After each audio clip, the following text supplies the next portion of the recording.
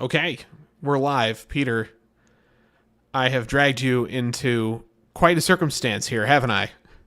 I have I have come to you on bended knee to say, Peter, can we spend our Sunday evening briefly talking about Star Trek, but in a bad way? Well, I just went for a jog. I'm a sweaty mess. What a great time to talk about Star Trek, especially bad Star Trek. Well, we're about to have a bumper crop. Like this when I first watched this, I couldn't believe it was real. Like First of all, what's legitimately. going on? Is this Comic Con or something right now that all this stuff's Yeah. hitting the stream? No, you're absolutely correct. That is what is going on. It is Comic Con right now. That is the proximal cause as to why all of these things are occurring. The the real I guess expectation that I had was that when they debuted new Trek products at Comic Con, that they would finally learn their lessons, right? Like at long last, after the success of Picard season 3, after everything else Pretty good failed, go of Discover. I'm not Discovery. Strange New World found its footing pretty quickly. it found its footing, but season 2 wasn't that great, right? You and I both had Nope. serious problems with Admitted that. it admitted that we understand what the formula is. Right. We are capable of giving you what you want. We're just terribly inconsistent in delivering it, right? Like every once in a while we come up with something that works really well, and then sometimes we do a musical episode. But at least there was something there, I right? forgot about that. Yeah. Most people tried to. I Discovery was successfully did. Thanks garbage for fucking basic that up. with the entire time. And Listen, in case we're catching new eyeballs with this, I liked season one. I liked all the Lorca stuff. I was on board. My wife was on board with Discovery going in, and then it lost us hard. But I was willing to give it a shot, and I think if they had done like a alternate universe thing, I would have been a little bit more forgiving. But they did a lot of cardinal sinning. they sure did. I tried to give it a go. First two episodes were so bad to me that it just was over from that point forward. But this is their first product debut, really, out of the Star Trek brand of something new in quite some time when you think about it. Because it's Well, been, not only that, but this is going to be an actual theatrical release. well, it won't be a theatrical release. It says it's a Paramount Plus movie.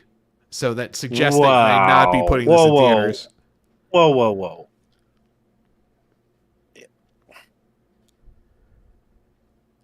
And Michelle Yeoh stayed on for this thing. I mean, they had her under contract already. And that's part of the lore on how did we wind up here, right? Like, how is this product being made? Why is this product being made? These have been questions that I've had in my mind since they seemed so dedicated to making it, and I feel like Section it's 31 has been vaporware basically for years now. All right, yeah. they pushed this Empress slash Section 31 shit. What, season 2 of Discovery, I believe. And their interpretation of Section 31 has always been completely inartful, even at the best of times, since we've had JJ slash Kurtzman Trek. I know that this is something you've yet to experience, but DS9 is the one that actually introduced the idea of Section 31, and it became beloved because of how it's used in DS9 specifically, right? We'll see, because I didn't really care for it in Enterprise, and the other places where it's popped up, specifically Discovery, have been Even fucking worse. terrible. So, Yeah. And they brought in this Section 31 bullshit in Discovery. It was bad. And then it was, hey, we're going to do our own spin-off television show. And it just became a joke of Kurtzman, who is notorious now for getting up and saying, this thing is happening. It's happening, and everybody's going to love it. And it's not happening at all. He doesn't have funding, and he starts wildly flailing around, looking around the room for someone stupid enough to give him money to bankroll things, because at a certain point Paramount was just like, we're not doing it, and then Netflix was like, we're not funding your stuff either. And I don't know who he's suckered in since then, but Section 31 is that thing that just nobody wanted, nobody asked for it, and it was like his most favorite thing that they really wanted to push out. So I'm surprised it even got to this point. And once they backed off the television angle for it, the full series, mm-hmm. and they're talking, oh, Academy Award winner Michelle Yeoh, blah blah blah. Okay, maybe they're going to try and push this thing as a movie, and that, there was a couple different scripts that were being discussed. Again, all Kurtzman, Phantom product that had no shot in hell. Hearing you say now that this thing's going to be a Paramount Plus, whatever streaming exclusive. Let me jump to the end of all this. Paramount's being purchased by Skydance. It sure is. Unless Sony swoops in at 11:59 and has a aircraft carrier full of $100 bills that they're trying to dump on Sherry Redstone, who is a complete nut. Yeah. Skydance is getting this thing. Skydance does not like Kurtzman. They did some sort of a joint project. He siphoned off a bunch of Skydance talent to come work for him. So he is not a light guy. And the rumor on the street is when they get in, he's getting shit canned. And all I can say is, having watched this trailer once already, is this thing is a fucking joke that has tax write-off written all over it. This really does feel like the bottom. I wondered what the bottom was actually going to be for this. I thought maybe it would be the over-emotional disaster zone that was Discovery for most of its run. I thought perhaps Picard Season 2, being this impenetrable wall of total nonsense, would be the bottom. But in the end, those things still retained something that resembled the form and function of Trek in a way that you could cling to for dear life if you needed to. And this thing is such a goddamned abomination. This thing is so bad, so unbelievably putrid to witness for 1 minute and 46 seconds, that it beggars belief in its existence. Like, I can't fathom a universe that actually had a bunch of adults spit this out as a Star Trek product. I don't fucking understand. I don't. And well, hey, it in a way, it makes it more fascinating, right? Like, just Discovery's not fun for us to review because it bores us. It's stupid. At a certain point, you get tired of talking about how bad it is. Picard, as much as we were good at making fun of it, it too infuriated us because it was desecrating something that we really enjoyed. It was painful. This, I want to review this with you, Peter. That's why I dragged you into this. This is something we have to watch. It is something that we have to dissect into the tiniest possible fucking pieces because it deserves it. Well, let's get rolling on it, man. All right. Okay, ladies, now let's get information.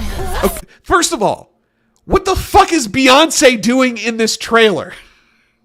Hey, listen, if Beastie Boys could be in Star Trek 2019. Do you know what the pitch of this movie is? The plot pitch?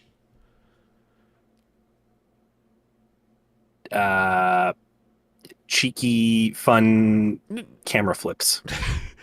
The plot for this is supposed to be that when Grigio was sent back through time and space to the Prime Universe in an earlier era, so that she doesn't die because she's from the Mirror Universe, she got sent back to the early 24th century, the lost era of Trek, right? So-called from the era after Kirk and the Enterprise A are decommissioned, but until you arrive back at the Enterprise for Encounter at Farpoint, right? And this is the era of Star Trek in which the timeline would have the war against the Cardassians, the border wars against the Cardassians, and some weirdness with the Romulans, and the Treaty of Algeron, and the Tomed incident, and these kinds of foundational things that get spoken of in Trek, but you don't know much about. It's, the main captain of that era would be Rachel Garrett, who's the captain of the Enterprise C.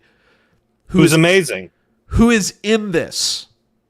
Is she? I completely forgot about that. So they pitch this as she gets dropped into the Lost Era, and it gets involved with Section 31 and has to navigate like Starfleet, and in particular a younger Rachel Garrett in the prime of her career. And you have talked about this. This is called the Lost Era, I believe. Correct.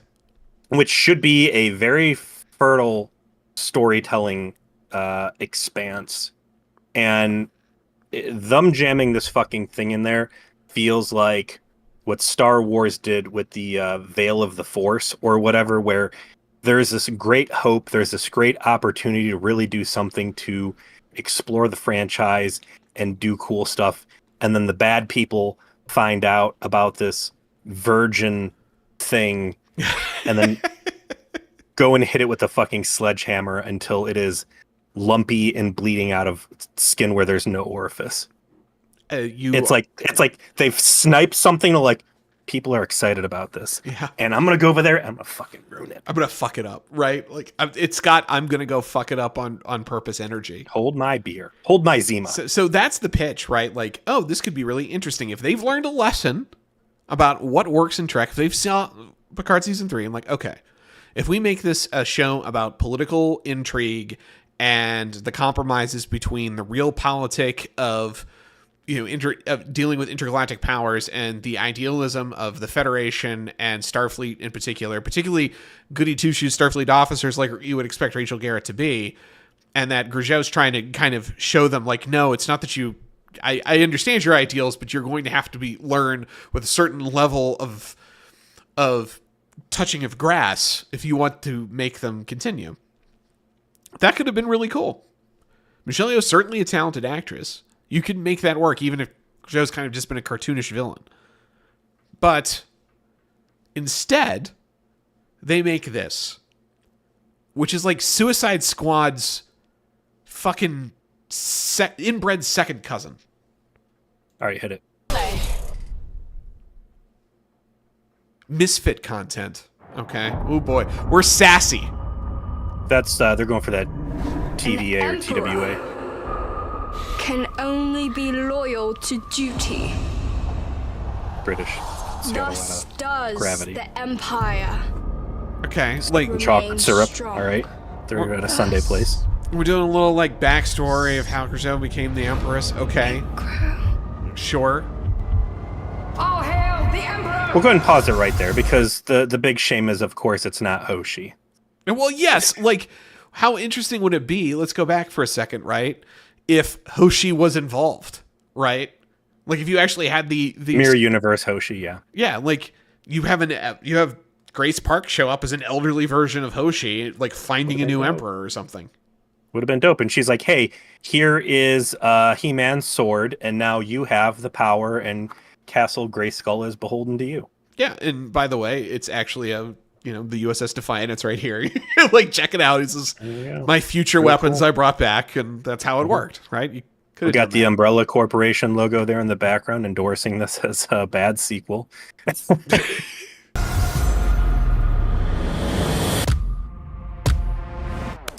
Paramount Plus. Yeah. Giorgio, you're a tyrant who murdered our own people by the millions.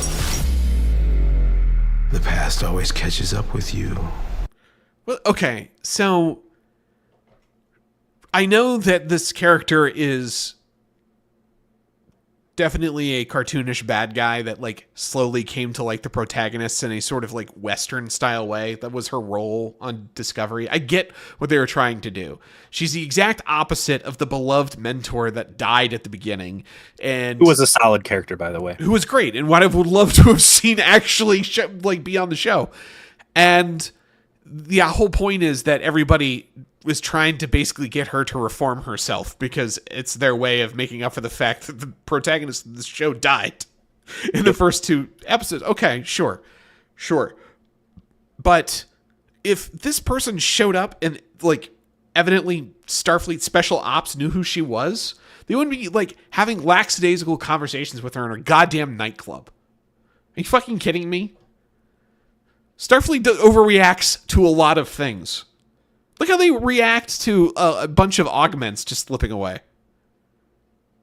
That's forbidden reading. You can't talk about Enterprise. You're Section 31. It just...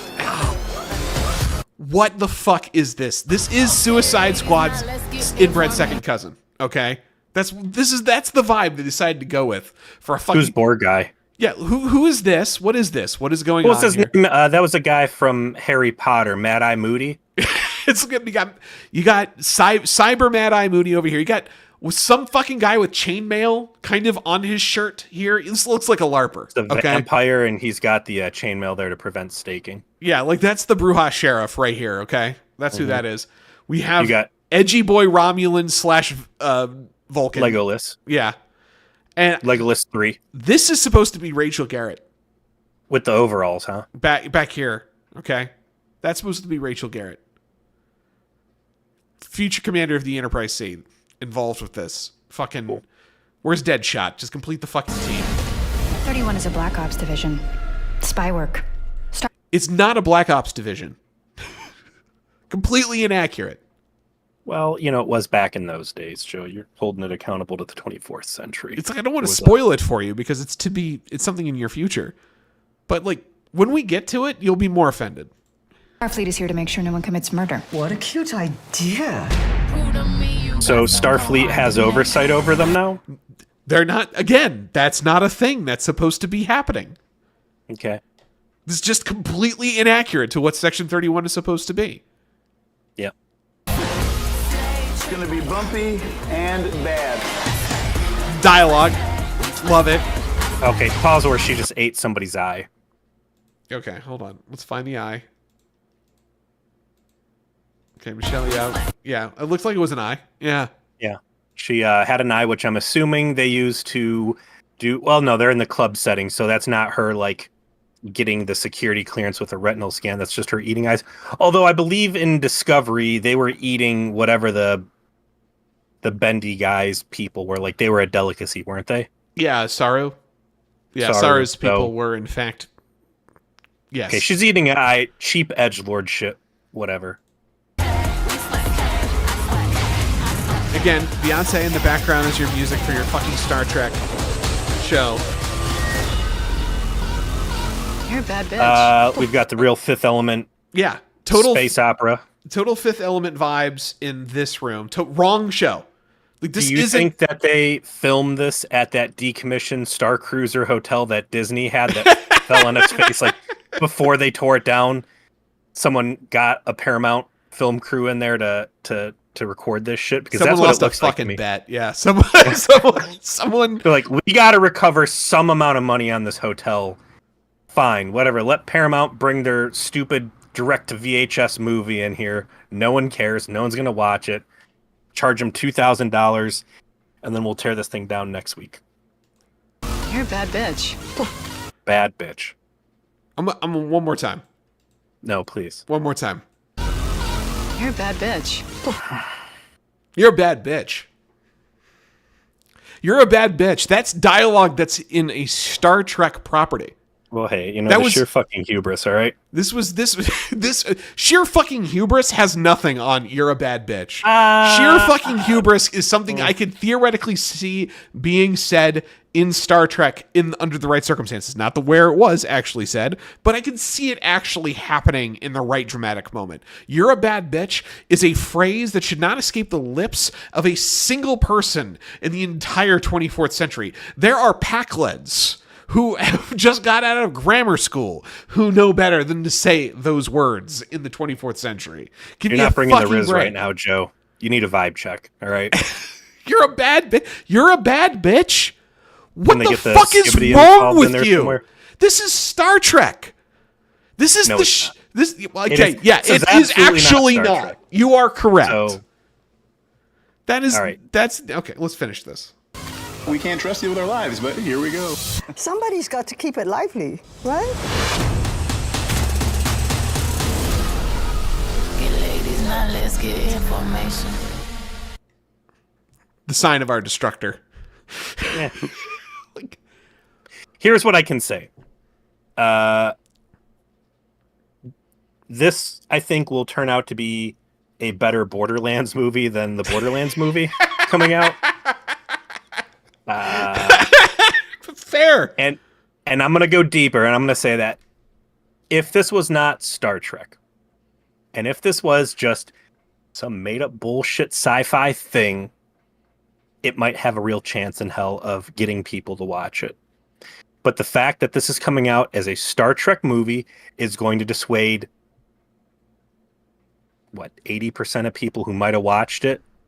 Yeah. No, I'm not talking Star Trek fans. I just mean rando people, all 86 people with Paramount Plus subscriptions still clicking around, and they see a movie that looks like Suicide Squad / Borderlands, and it's got a kind of quick, fun little zippy trailer.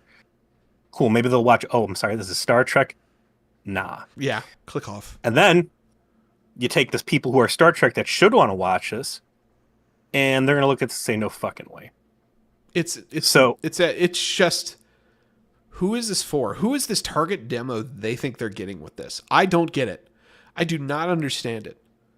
Like from a money perspective, from a tactical perspective, there's nothing here that I can interpret as a rational human, like trying to steelman their position. Who is this for? Because this is 100% designed to alienate your existing fan base. Yes. What little of it remained, right? Who flew back to you the moment you gave them something they wanted, which is what I actually thought they figured out. I thought for sure, you know what? These guys, they finally did it. They finally cracked the code. They saw all of that positive attention they got for basically the $0 they spent on Picard Season 3. They're going to return to first principles with their next Trek product because now they can't deny it anymore.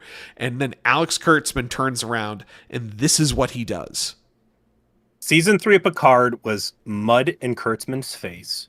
And I think had he known what that end product was going to be, he would have never let it happen, because it completely undid all of his work, right? And everything that he put out and tried to, which was very clearly intentionally not Star Trek for the sake of not being Star Trek, to try and invent something for this modern audience.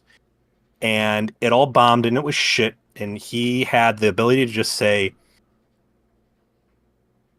that's where media consumption is at. It's not my fault. This is what the kids are into. I'm putting out good stuff, and it's just a bad market right now. And when Picard Season 3 blew the fuck up and their numbers shot up, and all of a sudden Star Trek was on like streaming top 10. Yeah.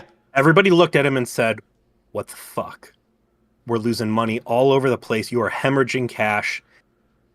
And here is this thing showing us that the viewership is there if you just give people a thing they want. So that stabbed him in the back and made him look like a fool.